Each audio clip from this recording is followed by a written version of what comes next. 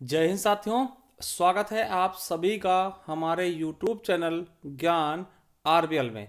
साथियों, मैं आपको बता दूं कि यूपी ट्रिपल एस सी की एक वैकेंसी आपको पता है सप्लाई इंस्पेक्टर यूडीए एलडीए की आई थी। ठीक है, और आपको बता दें ये वैकेंसी 2022 में आई है। और साथियों मैं बता दूं कि जो भर्ती थी आपकी 2021 पेट के अनुसार थी, यानी जिसने जिसने दोस्तों पेट का एग्जाम दिया था उसी के परसेंटाइल के हिसाब से दोस्तों इसमें आपने फॉर्म भरा होगा। और एक चीज मैं आपको बता दूं कि भैया जो ये भर्ती है ना, सबसे तेज होने वाली भर्ती हमने ऐसे नहीं लिखा दोस्तों, ये हकीकत है कि 2021 पेट के अनुसार जितनी भर्ती आई ना, उनमें सबसे पहले दोस्तों और सबसे तेज भर्ती यही हुई है। अगर शायद इस तरह से आयोग हर भर्ती कर दे तो बच्चा परेशान ही ना हो। ठीक है, क्यों? क्योंकि आपको पता 2022 में भर्ती आई थी और देखिए 2023 अब दोस्तों इसका फाइनल यानी ज्वाइनिंग के लिए भी ऑफर आ चुका है। तो साथियों, जिन बच्चों का सिलेक्शन हुआ था इसमें, वो चरित्र सत्यापन के लिए उनके लिए नोटिस आ चुकी है, वो अपना सब कुछ वहां मतलब आयोग के लिए मेल कर सकते हैं। तो चलिए दोस्तों, इसके बारे में संपूर्ण डिटेल से हम देखते हैं कि किस प्रकार से क्या करना है इसमें भर्ती हुए बच्चों के लिए। ठीक है, तो पहली चीज दोस्तों, उनको बहुत बहुत धन्यवाद या फिर कंग्रेचुलेशन दोस्तों।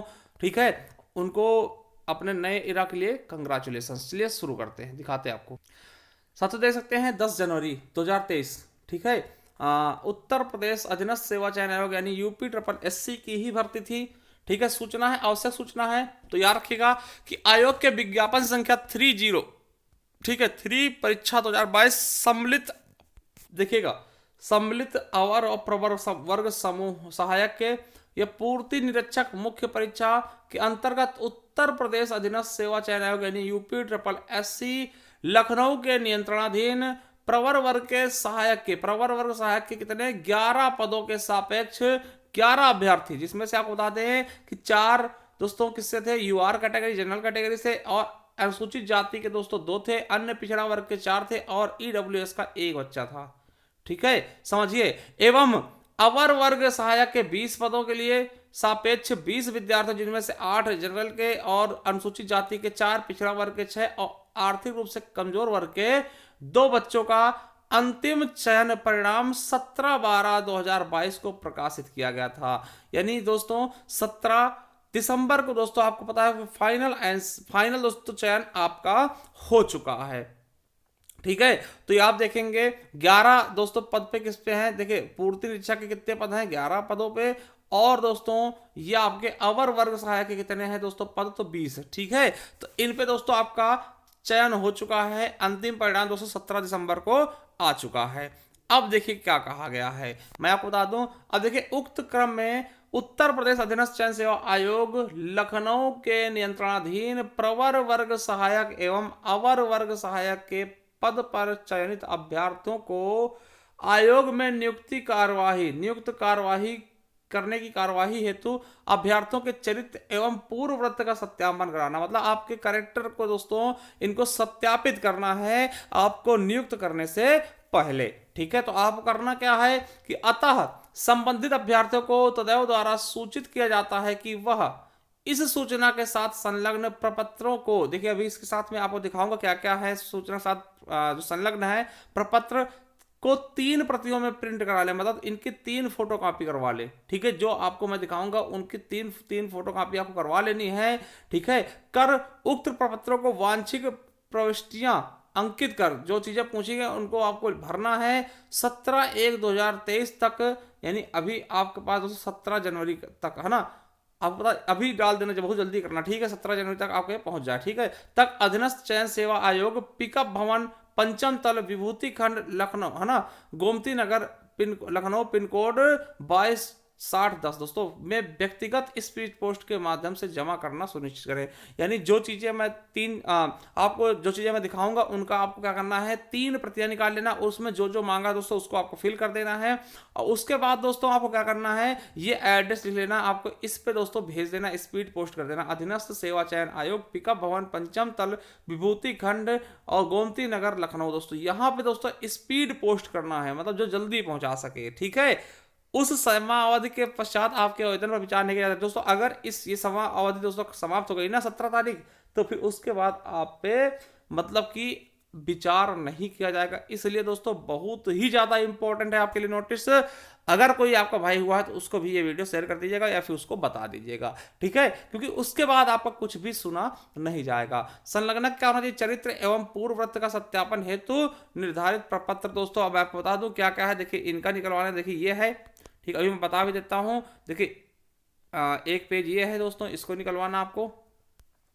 फिर दोस्तों दूसरा ये हो जाएगा, दूसरा हो गया, 2 पेज हो गए। फिर दोस्तों तीसरा ये हो गया, तीसरा ये हो गया दोस्तों। उसके बाद आप देखेंगे कि चौथा ये हो गया, चौथा ये हो गया दोस्तों, चौथा ये के बाद दोस्तों ये पांचवा हो गया घोषणा, पांचवा। 5 पेज है दोस्तों, इनके 3-3 पेज निकलवाने, ठीक है, और इनको भरना है, ठीक है। इनको क्या करना है, आपको निकलवाने के बाद दोस्तों इनको भरना भी पड़ेगा, और भरने के बाद दोस्तों आपको स्पीड पोस्ट करना है UPSSC की मेन एड्रेस पे। देखिए क्या क्या है, देखिए यहाँ पे क्या लिखा है, उत्तर प्रदेश अधीनस्थ सेवा चयन आयोग लखनऊ के विज्ञापन संख्या 3 परीक्षा 2022 के अंतर्गत चयनित अभ्यर्थियों के संबंध में नियुक्ति प्राधिकारी द्वारा सत्यापन प्राधिकारी को प्रस्तुत किए जाने के विवरण। देखिए यहाँ पे क्या करना है, देखिए पूरा नाम, यदि कोई नाम मतलब उपनाम हो तो उर्फ लगा के दिया जा सकता है दोस्तों। यहाँ पे जैसे हमारा नाम संदीप कुमार मौर्य, अपना आप नाम डाल दीजिएगा।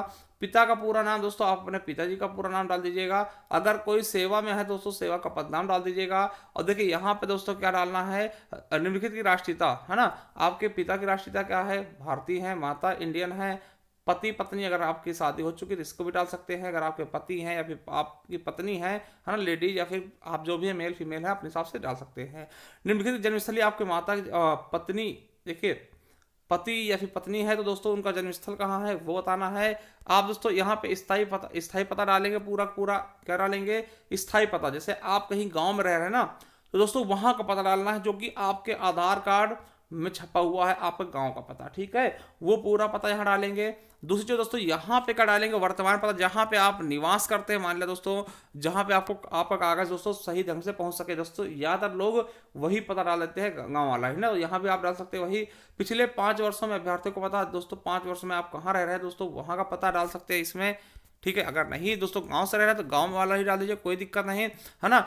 आयु तथा जन्म तिथि दोस्तों, आयु और जन्म तिथि दोस्तों आपको बता दें कि यदि अभ्यर्थी मैट्रिकुलेशन परीक्षा पास है तो मैट्रिकुलेशन परीक्षा पास करने के समय उसकी आयु लिख दी जाए, ठीक है। तो दोस्तों यहाँ पे आयु आपकी कितनी है, जन्म तिथि क्या है दोस्तों, कितने साल के हो चुके हैं आप वो लिख दीजिएगा, ठीक है। इसके बाद शैक्षिक अर्हताएं, देखिए यहाँ लिखा है कि 16 वर्ष के बाद अभ्यर्थी ने जिन स्कूल और कॉलेजों में पढ़ाई की है उसका नाम सहित वर्णन।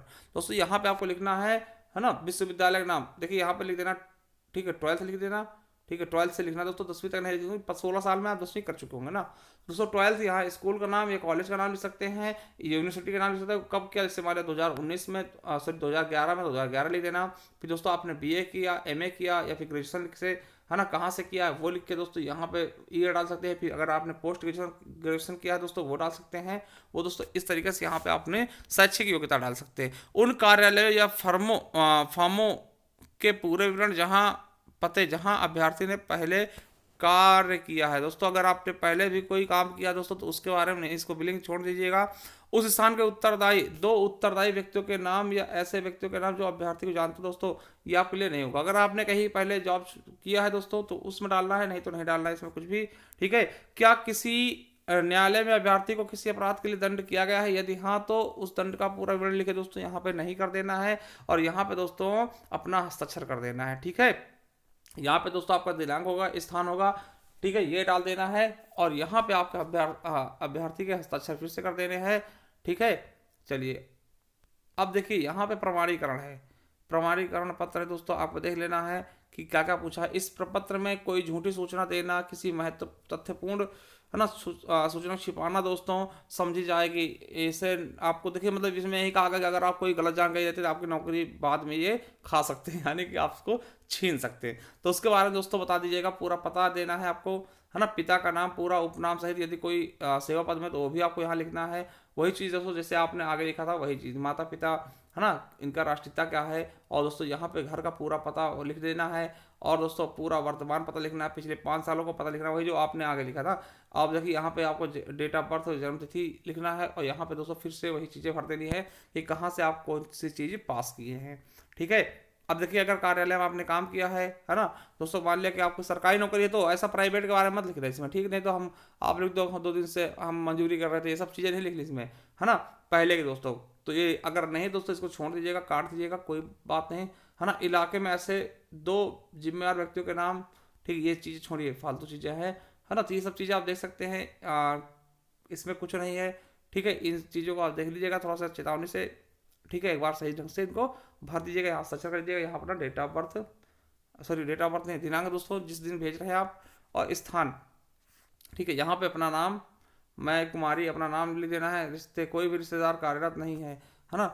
आपको बता देना कि यहाँ पे चयन आयोग में कार्य करते हैं मेरे निम्नलिखित रिश्तेदार, देखिए अगर हैं तो ठीक है, नहीं तो कोई रिश्तेदार नहीं तो छोड़ दीजिएगा, ठीक है। देख लीजिएगा, ठीक, कोई चीज़ गलत मत भरिएगा, एक बार आप लोग सही से देख लीजिएगा। यहाँ पे आप देख लीजिएगा अपने कि कोई कर्जा नहीं है आपके ऊपर, यहाँ अपना नाम डाल दीजिएगा, ठीक है, हस्ताक्षर कर दिएगा। ये चीज़ें आपसे जो भी है, ठीक है, कि यह घोषणा करती हूँ या फिर करता हूँ कि मैं अविवाहित हूँ, मेरे केवल एक ही जीवित पति या पत्नी है, यदि भविष्य में पाया तो मैं निकाल देना। देखिए, अगर आप अविवाहित है इस पर टिक कर दिएगा, या फिर एक जीवित, एक पत्नी है दोस्तों, एक ही पत्नी होगी, एक ही पति होगी, 2-3 पति रख के आप करें क्या, ठीक है।